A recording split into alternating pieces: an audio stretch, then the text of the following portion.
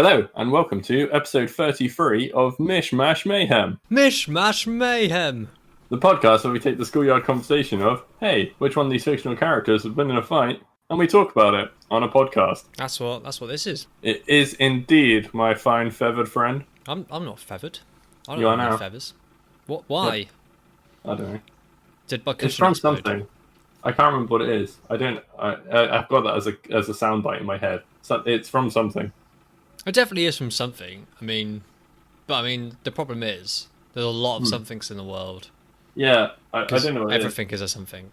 If anybody knows where the line "It sure is my fine feathered friend" comes from, please let us know on somewhere. Please let us know on somewhere. Send a letter to a random house and hope It might it's be one of us. us. Mm. You might get lucky.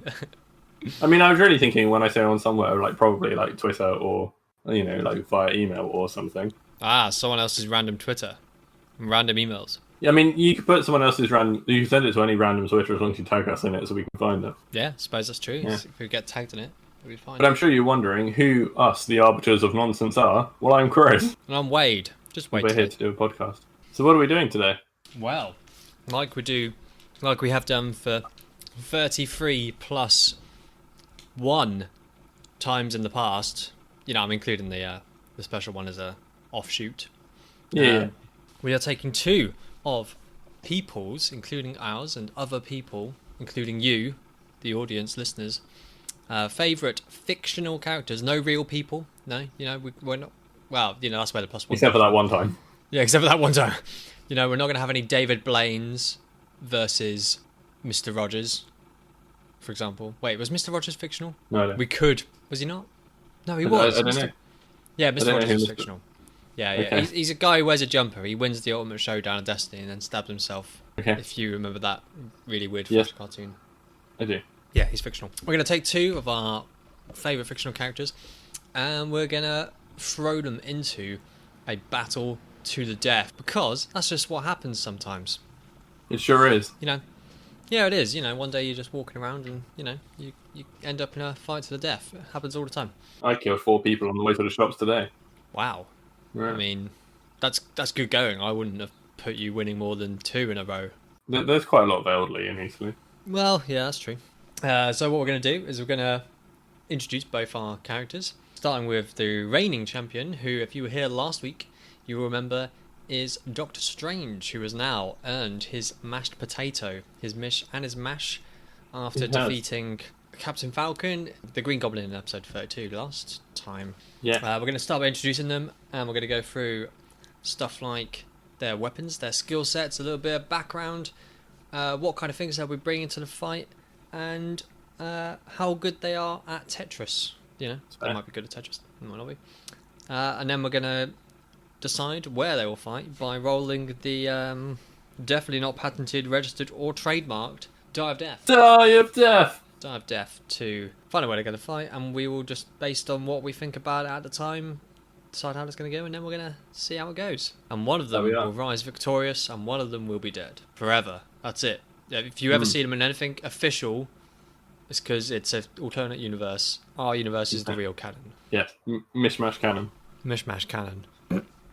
Would that have it just fires out whole potatoes, but it has chicken wire or fine grating at the front in front of the cannon, It just, so it all gets just mashed? fires out lots of things in awkward orientation. Right, to be honest, it's hard It's to all a bit fire mishmash. things. Cannons don't really fire things in a very good orientation unless they're well shaped anyway. It's also quite a poorly maintained and hodgepodge cannon. Oh dear. We should really maintain that cannon. But then it'd be less. Why haven't we been maintaining the cannon? I don't know cannon maintenance. It's not something they teach at school. No, it's not. Maybe they should. Not that I There's probably really no need. not that I really know much of what they teach at school, Anymore. or even really at the time. Oh, they taught maths Yes. and how to use words good Yeah. and how to dye a pillowcase. I don't remember that. I do, because mine was a blue pillowcase and it just had evil eyes on it everywhere. I just drew loads of different eyes because I'm not very arty, or I'm a bit artier now, but I wasn't at the time. That's fair. I know. Don't you wish like you could take your superpowers from now and take them back into school and like impress everyone with your super skills? I don't think I've got any skills that would necessarily impress anyone if I took it back to school. You'd probably do a fair better at like cooking, because we definitely did cooking home tech. I suppose so. And I don't imagine you were the best at cooking tech back in the time. I sure wasn't. Don't go wrong. You cook some damn good meals now, but at the time I don't think you were necessarily the best. No, well, I hadn't really practiced cooking. No, I mean, why would you have? No. I remember one time in cooking tech, I managed to dissolve potato. I mean, how? Would you put acid in it? I was putting in milk to mash it, and I wasn't really paying attention and put in loads and loads of milk. So the ratio to milk to potato was way off, and it basically, by the time I'd mashed it, it was just milk, like lumpy milk. There wasn't really potato in it. Oh my god! I mean, it's not really dissolving, but it's also is disgusting.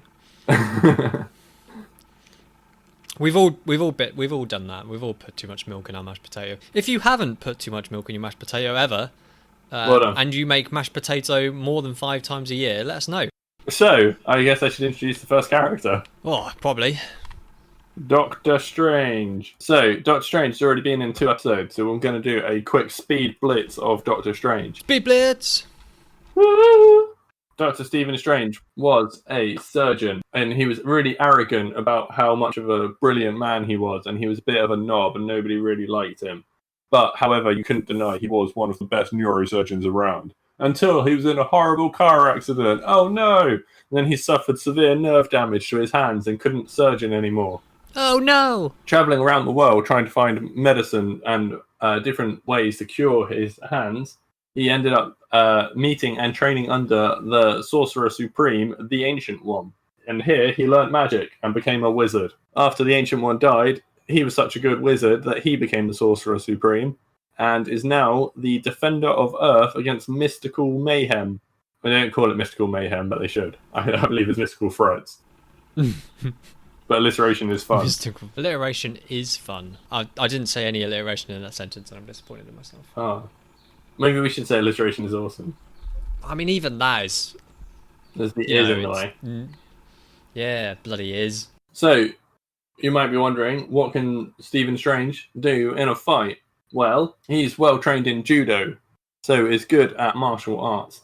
He's also well trained at using swords and axes, something he is able to conjure out of magic, if ever he needs a sword and or axe. What if he needs both of them? Does he make a sword axe? I don't know if he can make a sword axe. He can make a sword and an axe and then have one in each hand. I see.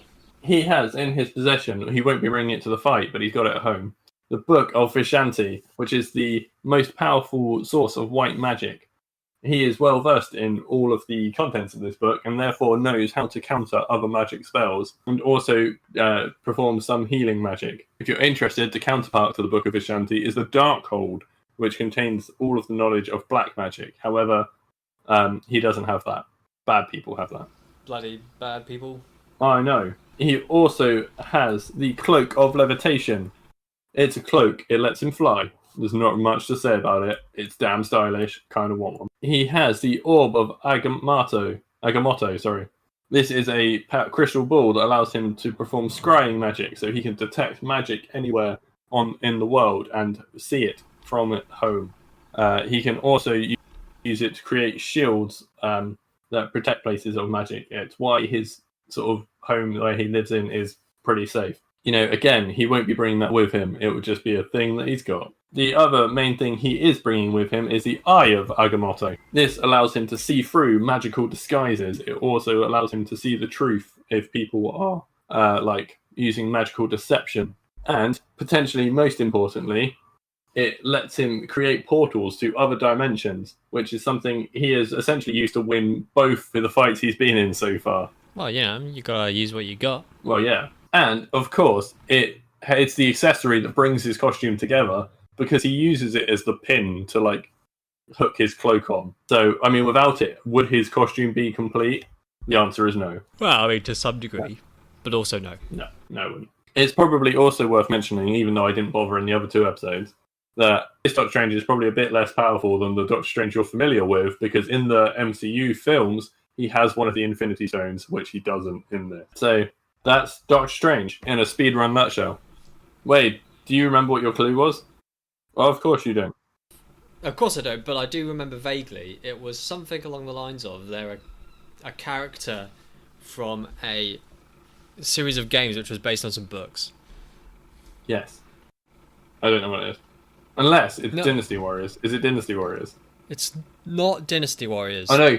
Well, that's. Did you know that that's a series of games? I think they're up to about Dynasty Warriors 9 or 10 now. That's all based on one book. That's why the story is the same every time. Fantastic. If I told you it's also been made into a TV show recently-ish, people dig it because I haven't seen it. I don't know how good it is. No. No? Okay. What if I told you I currently am playing it, but I haven't finished it? What are you currently playing? Fire Emblem? No. Zelda? No. Pokemon? No. It's a game I haven't played in a while, but I haven't finished the game, therefore I'm still playing it. Okay. No, I don't know. Oh, it's The Witcher. Oh! That is books that are now a game and a TV show. Yes.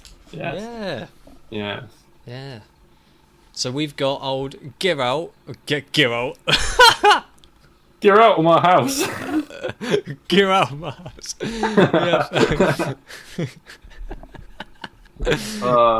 Geralt of Riviera. The sexy white-haired man. He's really sexy. He gets it does the bath scene and all the women get wet. Oh, I see.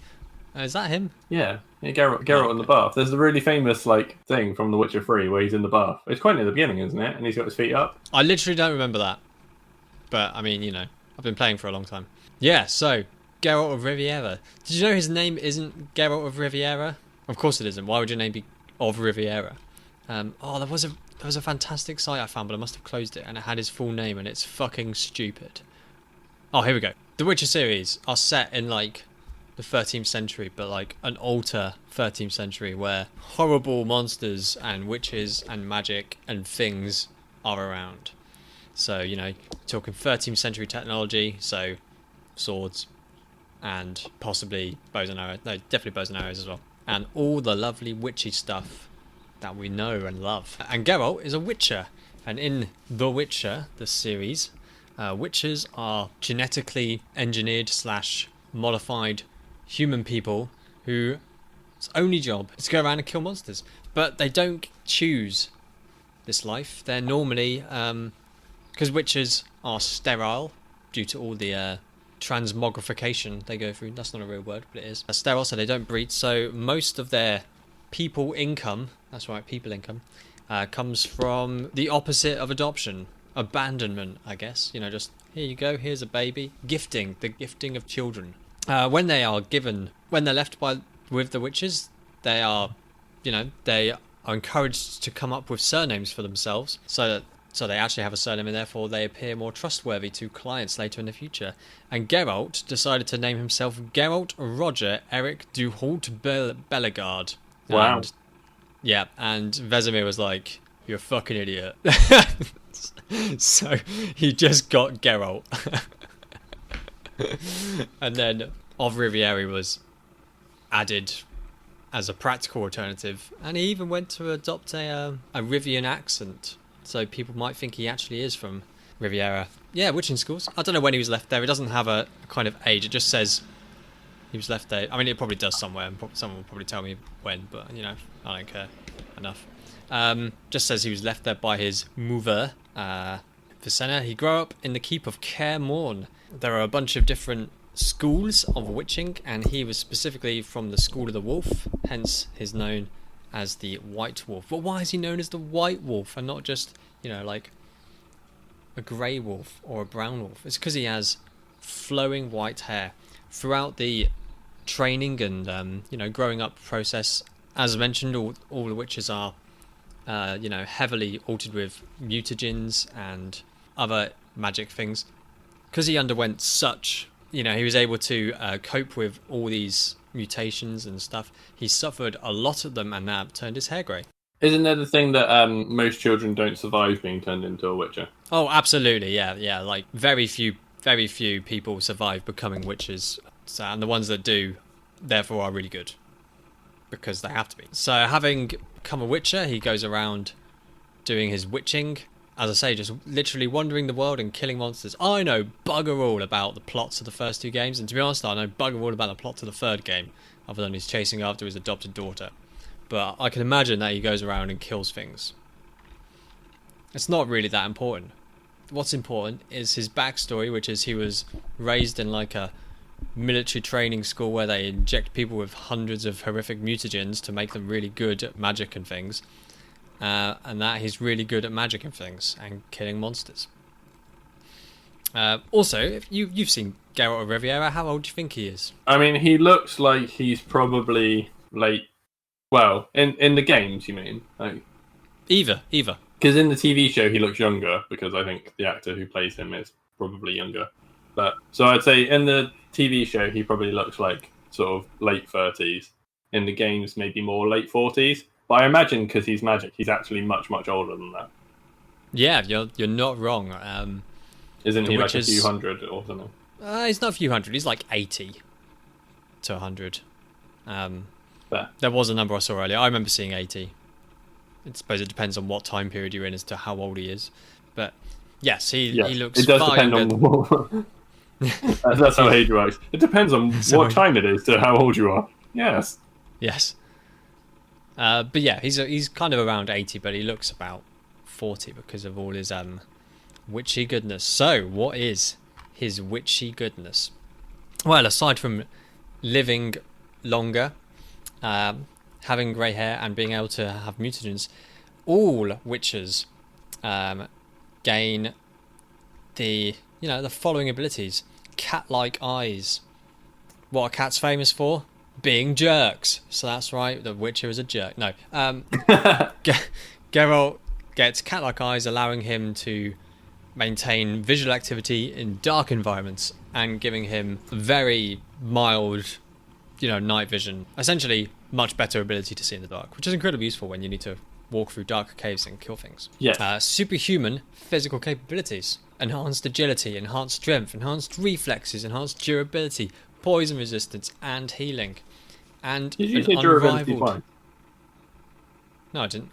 I said agility, strength, reflexes, durability, potion resistance, poison resistance, and healing. Now I've said it twice. Well, I mean... Well, I said all of them twice. And they also get a sick-ass immune system, so they're pretty much immune to most regular diseases. Don't get me wrong, they can get poisoned and cursed and etc. But, they're probably not going to get the common cold. No. Lifespan. Most witches live for hundreds of years, and their bodies age far slower. Here we go. It says Geralt is somewhere in his 80s to 90s, but he looks like he's about mid-30s. Happy days. They also gain access to magic via signs, which, it's like a casting magic. They cast it and they get it. The common signs that are around, I mean, I'm not going to read 2 of these because I don't know what they are, because they're not in the game I've played. So, suck it, them. But he gets access to Ard, which is a telekinetic wave which pushes things away from the user. Used to burst down, doors, wooden doors, or push people away. Sometimes can make people or enemies stumble when it pushes them as well. So has a chance to knock people over. He's got Yerden, which is a trap which he lays on the ground, and it's when I say a trap which he lays on the ground, that makes it seem like he's setting up a bear trap. I mean, he casts it and it prepares an area of a trap, and creatures that enter that area will suffer adverse effects on their response and their general movement speed, allowing Geralt to have a speed advantage over them. Igni, hopefully that's obviously what that does. It burns things. People like burning. He gets Quen, which is a barrier which activates over himself and remains in place until it is broken. It greatly reduces the amount of physical damage that he takes, and as he can upgrade it later, even when it gets broken, it can then explode, and which doesn't hurt Geralt because that'd be stupid. Further inflicting damage on the people who were trying to do the same to him. And then he also gets Axii, which is a mind meddling charm, which makes things very suggestible. It's useful for making people not want to tax you, or calming down your horse, or making an animal that has defensive spikes like a porcupine retract those spikes. Things like that. It's not like a super mind spell. It's not like go and walk off a cliff. It's like, why don't you just ignore this small charge? Oh yeah, that seems, just to get the point out there that it's good, but it's not amazing. It's not like you will do what it's not like a Jedi mind. Yeah. Bloody Jedis. So that's all very well and good in him having magic, but what does he actually run around with? Well, I mean, I've already mentioned that we're in the 13th century, but not the actual 13th century. Unless we were, and like history is a lie, and they covered it all up, and all the witch hunts were real, and witches and all these other monsters were real, and they destroyed all their bones and all their fossil record, so that us in the future would never worry, would never, I don't know, do whatever. It doesn't make sense. Why would they get rid of them? Maybe they time traveled to the future and realised that we would go crazy if they ever knew. I don't know. Maybe. My point was, we've already been told that swords and bows and arrows are the weapons of the era, and indeed, all witches are famous for carrying around 2 swords. Why do you need 2 swords? Is it because... Isn't it, well, it's one for humans and one for magical things or something? Yep, one is a standard iron sword. I say standard, you know, like you can get upgraded swords, but essentially one's an iron sword, which is used for slaying traditional critters, humans, deer, bears, you know, whatever normal non-magical things come his way. And the other is a silver sword, which is obviously made of silver and is incredibly useful for killing everything which has a weakness to silver, which is most monsters, because of course they do. I don't know what the deal is with silver and it being purifying, but that's a thing that happens, so things are weak to silver. In addition to having his main steel sword and silver sword, he also has access to a small one-handed crossbow, which can have modified bolts, but yeah, it's just going to have regular bolts, which he can use as well. And because of his super witchiness, when he's using that, he essentially like gets bullet time. Not super bullet time, but you know, when he's aiming it, his perception of time is slower, so he can get better aims on whatever he's aiming at, be it a rookie knight on top of a fortification that's shooting at him, or a manticore flying through the sky. Sounded nice, didn't it? Manticore. Honestly, taking down, I think it was a manticore I took down. No, it was a griffin was the first one you took down. Yeah, Griffin's the first boss. That's about as far as I got in the Witcher. I thought it was really cool taking down the first boss. You know, you set a trap. You put its head on your horse. Yes, yeah. But what I thought was cool about it was you set a trap for it, you do a bit of fighting, and then it starts fleeing, and you chase it down and then shoot it out of the sky with a bow and arrow, and it lands on the ground, and they have to kill it more. It's like, yes, this makes me feel awesome. And it actually felt like an animal hunt rather than, you know, just meeting it in a very confined space and fighting it to the death. It felt really... But anyway, yes. Geralt of Rivia, fantastic sword hunterman, kills monsters, access to numerous magic signs, and 2 swords. If he was a woman, you know what they'd call him? No. Waxworks. Why is that? Because he'd be Madame Two Swords. Oh, yes, very good. I'm so sorry, everyone. I'm not. I'm so sorry. Puns are good. Puns are great. Anyway, now we've introduced the characters. It's time to find out where they're going to fight. And we do that, of course, by rolling the Die of Death. So it's going to be a stupid arena. One that I think Geralt would appreciate. There were some things I forgot to mention about Geralt. They're nothing major, but they're kind of important. Okay, go for it. They're mostly just that he's very calm and methodical in his battle, rather than being like a crazed guy. And he's also very good at parrying with his sword. So, I mean, he can parry most like attacks from monster critters, and he's even been known to parry arrows from bows and arrows. It's impressive. That's really impressive. I mean, I've seen it done by another real person in real life, but I didn't see it in real life. I saw it on YouTube, but Yeah. he was a real life person. But yeah, I don't think I could do it. No, doing it is hard. So anyway, I've rolled the die of death. Are you ready to find out where we're fighting today? Yes. Okay, and I feel like sexy Geralt would get on board with this. Right. Today's fight is taking place at a foam party. Foam party. Yeah, I've never been to a foam party. I haven't either. I've heard from everyone who goes it's really horrible and your eyes really hurt. I mean, that tells you how much foam is there. So we're at a nightclub because that's where foam parties happen. Yep, it's basically just like there's bubbles up to people height, isn't there? Just everywhere. Yeah, I'm pretty sure it goes like most of the way up your body. Yes. Most depth. No. Yeah. Shoulder height bubbles, and bubbles raining from the ceiling, and bubbles everywhere. Comedy bubbles, darling. Bubbles being fired out of cannons, and not like cannons, but like jets more so. Bubble jets. Yeah. And not like jets as in like... No, jets as in... Not as in... Yeah. Yeah, different kind of jet. And not jet as in the thing that you use on Fallout to do whatever it does. It's... I think it gives you action points. It's a psychedelic, isn't it, jet? It's like acid or something. I thought it gave you action points for your VAT system. Oh, maybe. I don't know. Be wrong. But doesn't it make you trip out and start seeing stuff? Oh, possibly. I mean, it's a highly... this is completely off what we're supposed to be doing, but I love it. It's a highly addictive methamphetamine originally created before the Great War. It's not a psychedelic then. Yeah, it's a methamphetamine, so it's like speed. But what does it do? I don't know. It's a bad drug. You shouldn't have it. It makes you... It will make you very... Yeah, it probably does give you VATS points then, because it makes you very hyper and alert, doesn't it? If it's a methamphetamine. Yeah, I'm just trying to find out what it... doesn't actually say what it does. Which is crazy. Consumable item, here we go. Plus 30 max action points for 4 minutes. And you have a 1 in 5 chance of getting addicted to it. Yeah. Oh my god, in Fallout 2 you had a 50% chance to get addicted to it. That's mad. So what's Doctor Strange doing at this phone party? Getting down to some sick beats.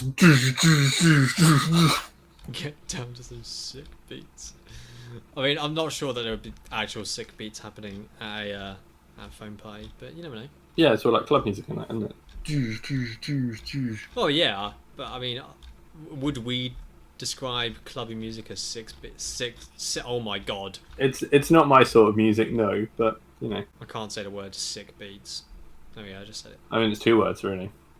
Shut up.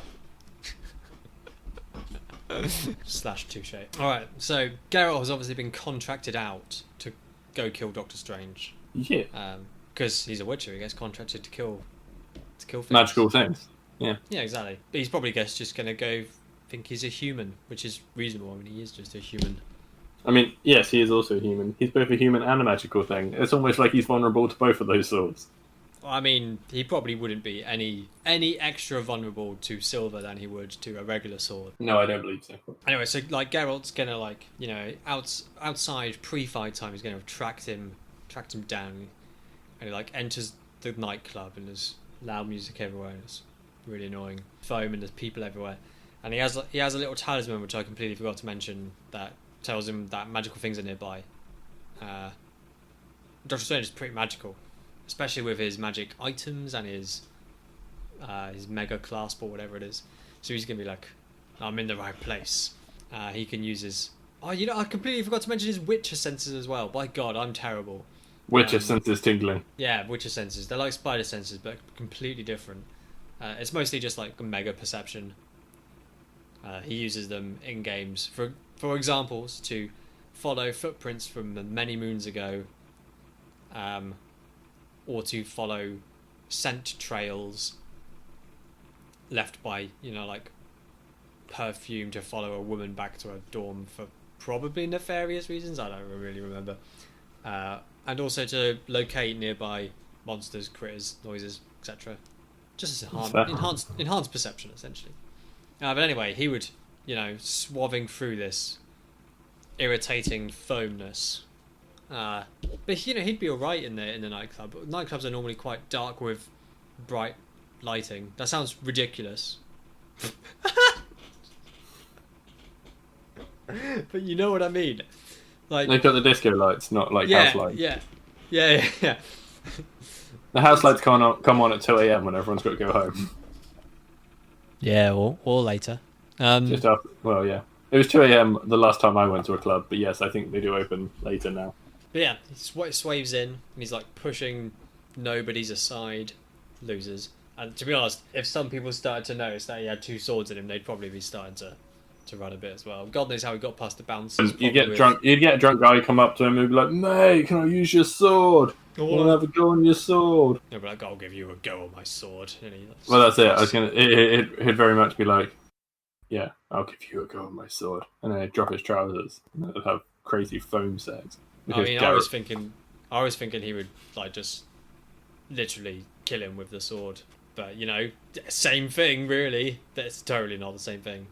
No, they're very different. But anyway, he would, you know, use his witcher senses and pretty much managed to pick up where old Doctor Strange. Yeah, and he would get out one of his swords. I don't think it really matters which one he gets. He'd probably just get out his regular sword because he just goes human, and he would be, you know, stalking towards Strange Boy. Would he announce himself on arrival or the such, or would he just go and attack?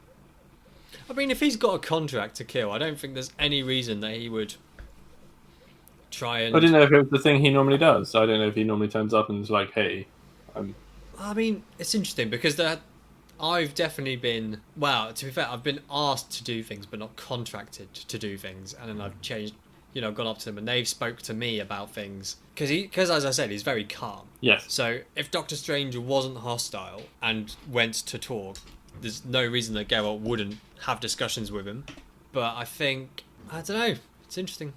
It's an interesting question. I think if he'd been contracted specifically, rather than just, you know, requested with not a contract, which is more reasonable than, you know, because that kind of fits his law and everything.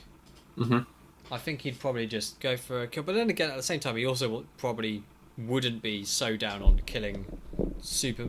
Don't get me wrong, he kills people all the time. He's very indifferent. Indifference is his game towards normal people. I don't... You know, yeah, that's probably fair. He wouldn't even bother trying to get people out if they get caught. So that's probably their own problem. Yes. So what did you decide? You know what? I think he might be tempted to talk. Based on a lot of the things I've done with him, a lot of talking happens. You get a lot of options. So yeah, you know what? Like, Doctor Strange isn't an idiot. But what I mean by that is he's not going to be super oblivious and only facing one way and not notice a man with two swords approaching him. So I dare say Geralt probably would be open to negotiation. Well, I wasn't even necessarily thinking about being open to negotiation. Just would he? Yeah, it was basically will he just instantly attack Doctor Strange on sight? Or well, so yeah, I mean, he would like probably walk up with his sword drawn, and if Doctor Strange were to initiate friendly conversation and not look threatening, then Geralt would respond equally. In which case, I imagine there'd be a sort of friendly banter. Not necessarily friendly, you know what I mean? Like, Geralt already had his sword drawn, which, you know, is reasonable because he's prepared for combat. Then Doctor Strange would be very much like, you know, so we are to engage in a duel of the fates or something mystical. And then Geralt would say something probably suave and cocky and be like, "Yes, but, you know, I'm going to win power of the Witcher. And then after that, I will sleep with your women because I am sexy, sexy Geralt." Well, I don't think he'd actively go to sleep with Doctor Strange's ex-wife if he has one. I don't think he does. But, you know, whatever. And then a fight would ensue. Yes. So, I mean, obviously Geralt's already got his sword drawn. Yes. And he's going to be quite cautious. He knows this guy can use magic, so I wouldn't be surprised at all if he, because most of the time he knows what monsters are all about. Yes. And he knows what a human's about. Yes. But if he's been told that he's a magical man, which he probably has, he won't necessarily know exactly what he's about. I'm using the word "he's about" a lot. So he's probably going to set up a old protection queen. I think it was Quen. You know, forgive me, anyone who knows this pronunciation better than, but you know, you're not here, are you? Yes, Quen. Probably going to like set up a Quen, so he's got a bit of a protective barrier. Quen. Yes, Quen.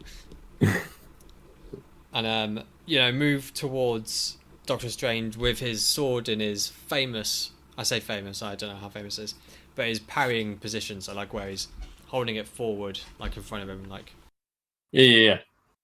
I imagine seeing a sword-wielding gent coming towards him, Doctor Strange would conjure a sword. Oh, a sword as well. He's very much about counters and parries and such. Is very much Doctor Strange's fighting style. So he would let Geralt have the first swing in order to riposte and such. However, Geralt, as you've said, is also very good at parrying with swords. I feel like this is going to be a really even fight consistently because they're both trained in swords and prefer like parry and riposte, right? And then they're both efficient in magic. Geralt probably has a wider variety of magic than Doctor Strange, but Doctor Strange is designed to do magic counters. Well, let's see how it goes. Okay, Doctor Strange is going to start off by making a sword, but like I say, yeah, he's going to let Geralt take the offensive, but he's going to have a sword ready. Okay, so if he also draws some kind of defensive stance, then Geralt's going to be swathering through. To be honest, he won't be put off by the foam, but it is going to be somewhat annoying. But also he has Ard, and if he sees someone go into a defensive stance, which he would recognise, he might not necessarily know exactly what stance it is if Doctor Strange comes from a future time in comparison, and different arts techniques have been developed and etc., which they almost certainly have. But I feel you're going to have a fairly good idea as to whether something is an aggressive stance or a defensive stance, if you're very well versed in swords and if you've been trained in combat, sword combat. So he'd probably recognise that, and he's like, well, I'm just going to fucking Ard him then, aren't I? And would go for a tenacletic blast, so he'd push his hand forward, almost like a force push, and a massive there'd also be a wave of foam, which would be hilarious. A wave of foam just goes woof, and also a telekinetic blast would go towards Doctor Strange and hit him. I don't know what he's like at defending that kind of stuff. I mean, I imagine the first time he sees it, it will probably hit him because it's a new type of magic he's not used to.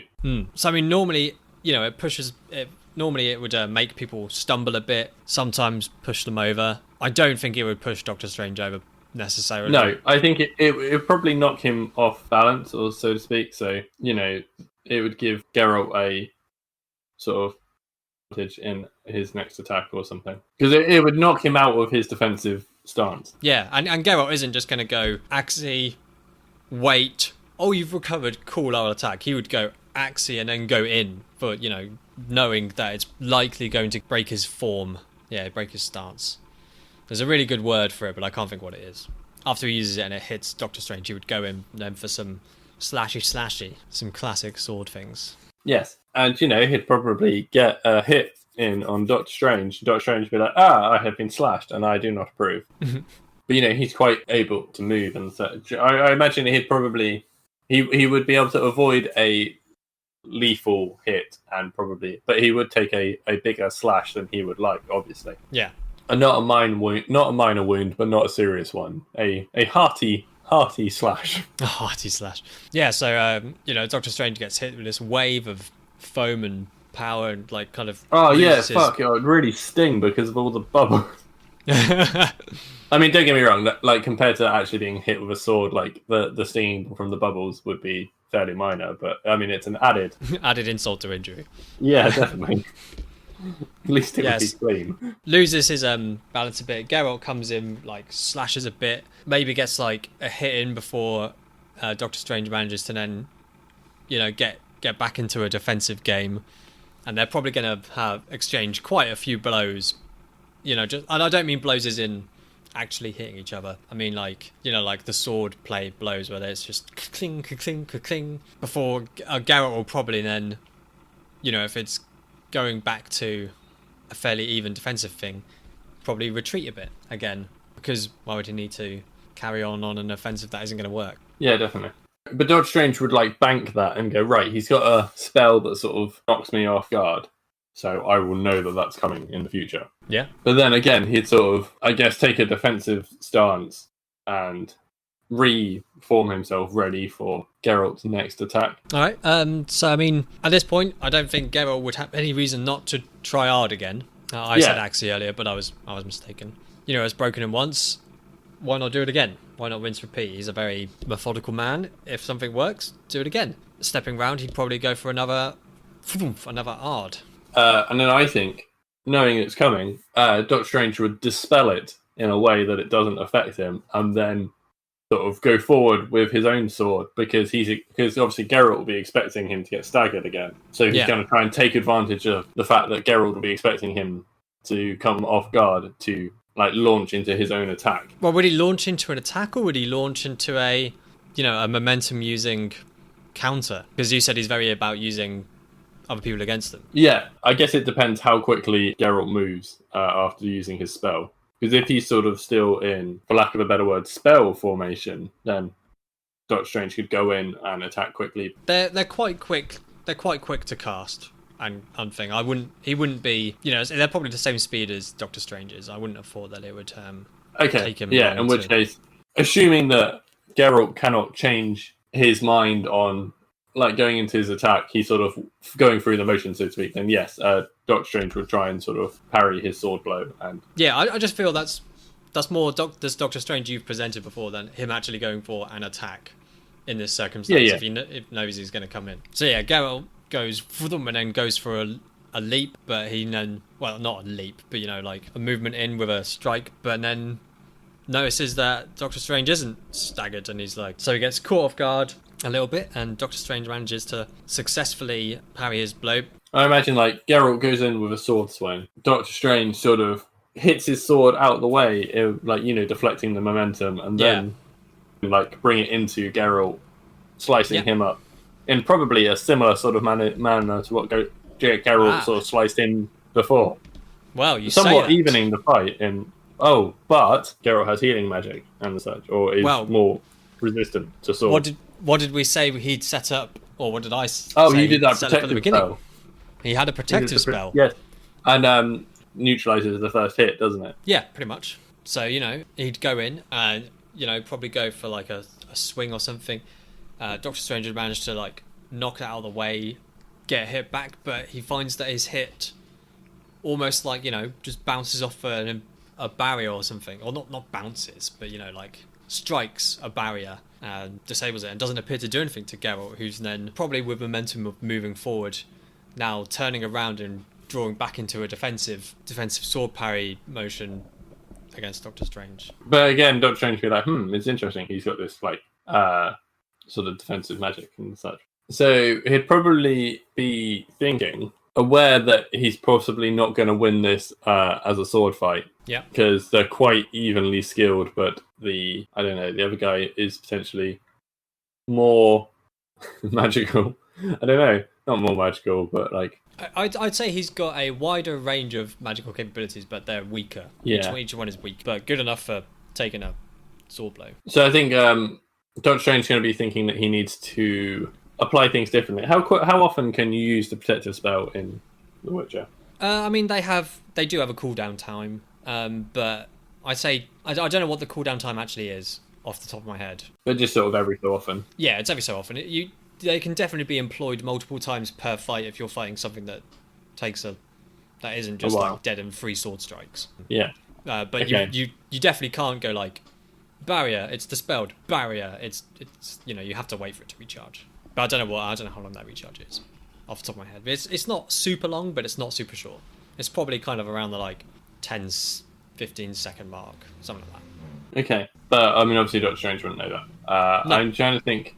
So he would like, I'm not going to win in a straight up fight. I need to be more clever about this, because obviously he's a very intelligent person. Yeah. I mean, again, although he may not be as combat proficient as Geralt, he is probably smarter. Mm. So he's going to be like, right, I need to just maybe try and outmaneuver him or something. So I think what he's going to do is he's going to very obviously fly using his levitation cloak.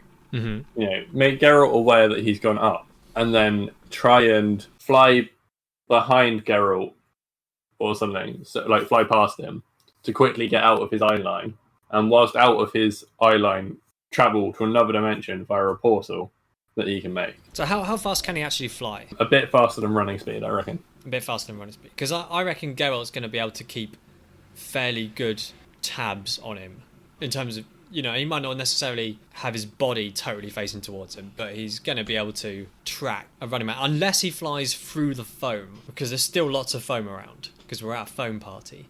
then it's very Well, different. maybe if he flies behind some of the DJ equipment or something that they would have at that, or just as or behind the bar or something. He needs to go somewhere out of sight quickly, but make it Okay. obvious where he's gone. So actually, behind the bar is better. If he goes, he's going to retreat and jump over the bar. So Geralt's like, oh, he's behind the bar, but then from under the bar, he's going to travel to another dimension with his portals, and then travel back to this dimension, and stay low and under the foam. All right, so that Geralt's like, oh, he's over there, and he's actually going to be hidden, and to then try and maybe do a sneak attack. Again, like, he's going to go behind the bar. That's cool. At this juncture, Geralt would, like, track him, go behind the bar, and when he uses his magic, his little medallion would probably give him some. Oh, absolutely, but Doctor Strange doesn't know he's got that. No, of course not. Of course not. It would probably give off some kind of vibes, and Geralt would, probably be approaching it cautiously, and be paying far more attention and actively using his enhanced perception, his Witcher senses, to see if there's anything there, and you probably would notice that he's no longer there. I don't know whether he's appearing behind Geralt, which would probably be the best option, obviously. Yeah, he'd probably appear maybe sort of back, like on the dance floor, but just sort of underneath he'd stay low, so he's sort of keeping himself under the foam. So then the plan being Geralt will go behind the bar, go, there's nobody here, go back to try and find him, and then he could make a sneak attack. I think at this point it's fair to say that not everyone, don't get me wrong, people will have started panicking when they see people running with swords and stuff fighting. But not everyone would have been able to have leave the place. There's probably people, crouched down in corners on the floor and etc. Yeah, I mean, that's true. There's probably also a few people hiding behind the bar as well. Yeah. Well, that's true. There probably are people hiding behind the bar. Yeah, that's an interesting point. I'm just thinking, because Geralt would obviously then, because he doesn't, his Witcher senses are good and they can reveal, there's probably something over there, but it doesn't. It won't show you what it is. Game depiction of it is you get little sound sprites, because things walking around and stuff are making a noise. So you just hear, there's a source of sound over there, which you assume is a monster. So he wouldn't be able to distinguish between Doctor Strange and an other generic human, which Doctor Strange is also almost. So I'm just wondering whether he would have taken everything in as he came in and known how many people would be behind the bar. But even then, there would have been people who jumped over.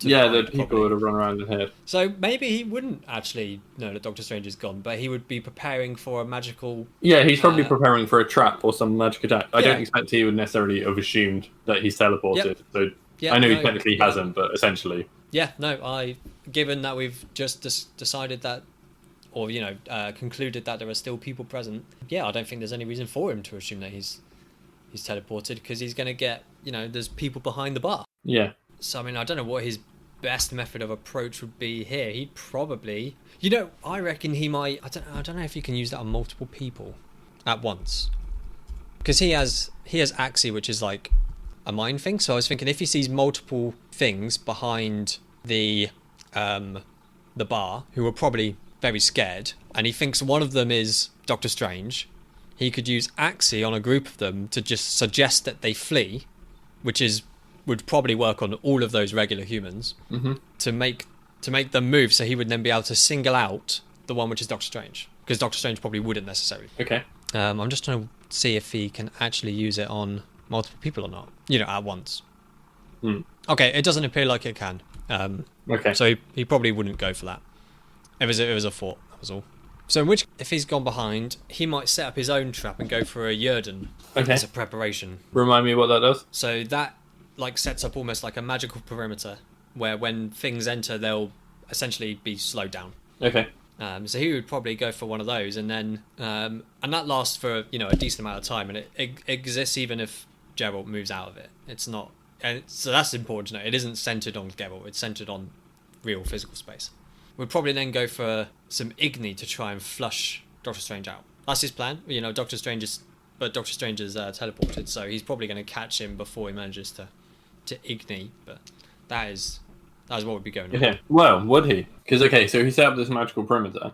Doctor Strange, reappears hidden under the foam, sort of starts walking to heading towards the bar through the foam because he's that reasonably to assume Geralt will be there. Yeah. I feel like it's safe to say because he knows what's going on, Doctor Strange will get eyes on Geralt before. Although when he reappears, that's using another magical portal, right? So won't Geralt's senses tingle? Well, yes, but I mean, it doesn't give any like direction or tell him what it is. Oh, okay. So he doesn't probably go, just be. Oh, there's magic over there. Yeah, it's just nearby. There's no directional component to it. That's fine then. So then Doctor Strange would be like, haha, he's not ready for me. I'm going to do my sneak attack as planned. Go to do it. And wouldn't he get hit by the slow motion force field thing? Yeah, absolutely. So then he'd be like, oh, balls, I'm suddenly in slow motion. And then Geralt's going to stab him. So he... Or use his Igni, if that's what he was planning on doing. Well, so I would have thought that if he appears up behind him, Geralt gets a little chime, that would be just in time for him to start, Igniing above the bar to try flush Doctor Strange out. Mm-hmm. And then Doctor Strange would come in from behind. What kind of attack is he going for? Like a sword again, an axe? Yeah, probably a sword sort of. A sword, like maybe a slash across the back or a stab through that. I don't know. So yeah, swords to the back. He comes in and gets like slowed down, and Geralt would probably notice the proximity. I mean, it doesn't have like a proximity sensor, but he's a very alert man. He'd probably then notice this coming from behind and be able to, because he's not slowed down, be able to, turn around and get his sword back out, ready to attack old Strangey boy. Yeah, which he'd be able to do because Doctor Strange is going slow.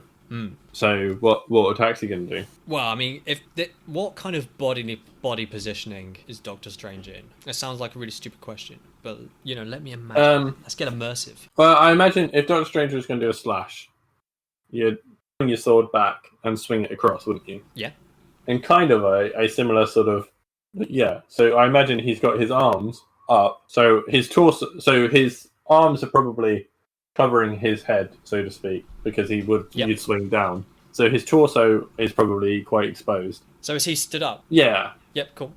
So probably like just a belly thrust. Probably, and obviously, because again, I think Doctor Strange, if he's against magic, he knows. Like, he's very effective against his regular enemies because he knows their magic and hands counter it and stuff. But where, again, these are all new spells to him, I think he has to experience them at least once. So I don't really think there's anything he can do this time. If he were to be in a time field again, he would probably be able to stop it and protect himself. So yeah, I imagine Geralt's just going to run him through. Yeah, and then, I mean, Geralt wouldn't just only run him through because he's in slow motion. He would also, step around the side out the way of the incoming cut, because it is still coming, just slower, and probably, try to wrench his sword out of that side as well. Yeah, and then, if that doesn't kill Doctor Strange instantly, I imagine he's going to be on the floor bleeding out. He's not really going to be in a fit state. He's not going to be in a good state, though. No. And like I say, he does have a few healing spells, but at the same time, I don't know if he has anything good enough to deal with the fact that he's been stabbed and essentially ripped open like a quarter of his radius. Yeah. Certainly not a healing spell that he could do in combat was probably quite delirious from blood loss. Yeah, and foam. I was going to say, not to mention all the foams getting in there. It's going to be awful. So yeah, I imagine if he isn't already dead, he would collapse behind the bar and be pretty useless. So Geralt can just go over and decapitate him with a cool looking. Yeah, yeah. So I mean, it's cooler to imagine after the thrust, as he steps around and wrenches his sword out, he continues the wrenching into a spin and raises the sword and just lops for the head. Fdunk. And then the foam's all red. And people are sad. Yeah, and then Geralt walks out and puts Doctor Strange's head on Roach on the side of the saddle. Yep. And rides off into the sunset. Or probably sunrise because clubs. Yeah, and rides off into the sunrise. Yeah. Wow. So I mean, yeah, I think that's how it goes. Really. I mean, I was thinking, going into this, I was like, I didn't know who you were bringing. I hadn't figured it out from the clue. And I was thinking, Doctor Strange is probably going to be all right. He's doing really good in these fights. But yeah, I mean, Geralt is quite a formidable opponent. Yes, I mean, I think the main issue that Doctor Strange had was that he didn't know much of his. He's probably very good at countering kind of magic attacks and like fireballs and stuff. Which, to be fair, Geralt does employ, but they aren't the entirety of his arsenal. He also has stuff that is like protection and barriers that if he hasn't seen before is going to be hard to counter. That's it. Like if Geralt had been using like the Igni more, like that's the fireball one, isn't it? Like that's the one Doctor Strange would have been like, yeah, that doesn't bother me. Yeah, and it's more like Doctor Strange is like he's more used to lots of sort of like mind manipulation stuff and like possession is usually the way where he tends to fight a lot of demons and evil sorcerers. They tend to manipulate other people into doing their work and like possessing people or mind control. Those are the magics he's typically coming up against, like psychological magic. Yeah, which Geralt doesn't do. Geralt doesn't need psychological magic. He just makes people swim. Well, he has a tiny bit, but it's normally not horrifically useful in combat because people are normally quite well-willed in combat. But also the other thing that went against him was his main, more physical, skills are almost directly countered by Geralt himself, who is also, he's almost certainly a better swordsman and is also very good. I think they would have been quite countering. Even in the swords fight. I think a sword fight would have been. Yeah, if they had no magic involved, sword fight. A straight sword fight, I think would have been a very even thing. A long drawn out affair. Yes. And I think after several hours, Geralt would have won it just because he's got a better stamina. Yeah. Yeah. So that's that then. I guess I need to sort out who I'm having next week. Not next week, 2 weeks' time, next episode. So, my clue for the character coming next episode to face Geralt is he is a former military man turned sort of soldier for hire and has some biological experimentation done on him from what is arguably, and I think when I say arguably, I don't just mean my own personal preference, although that is true, but certainly by a lot of people, I think considered one of the best GameCube games ever, and arguably even one of the best games ever. No, I don't know. My thoughts went from Guile to Jax to I don't know. Jax didn't have biological experimentation. He was cybernetic, wasn't he? Yeah. I'm sure you know more than me. That's why I thought about him. Well, I guess it depends which iteration of Jax it's used. Because in the film, he had like metal bits round his human arms, whereas yes, that's what I was thinking of. In the games, at least in the current timeline in the games, he had his arms literally imploded, so he has metal replacements as opposed to metal augments. Right. So I suppose that's biological and cybernetic. I don't know, but no, it's not. So that is our episode for today. I hope you have enjoyed it, and if you want to tell us how you think that fight would have done, you can do so by getting in contact with us. You can do that at our email address, podcastmmm@tinkertailorsoldiersponge.com. Also, feel free to suggest to us characters you want to see fight in the future.